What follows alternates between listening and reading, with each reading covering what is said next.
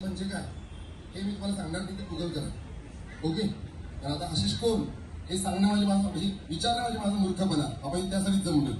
Okay. पण आशिष कसा होता हे मी तुम्हाला सांगू शकतो. Okay.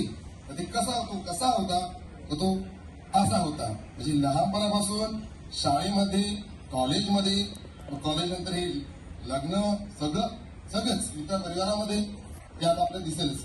So let's begin. Thank you.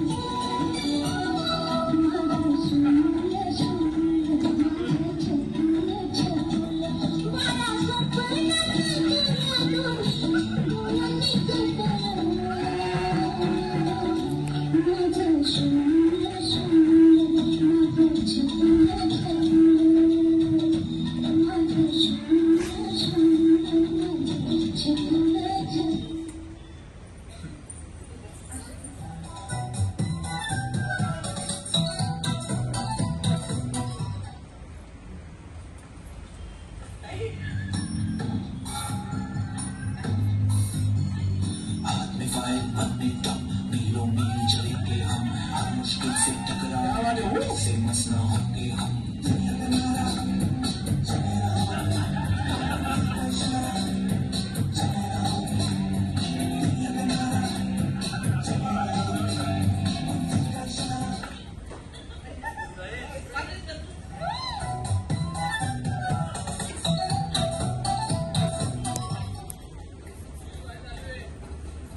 दिल को सुकून चाहिए.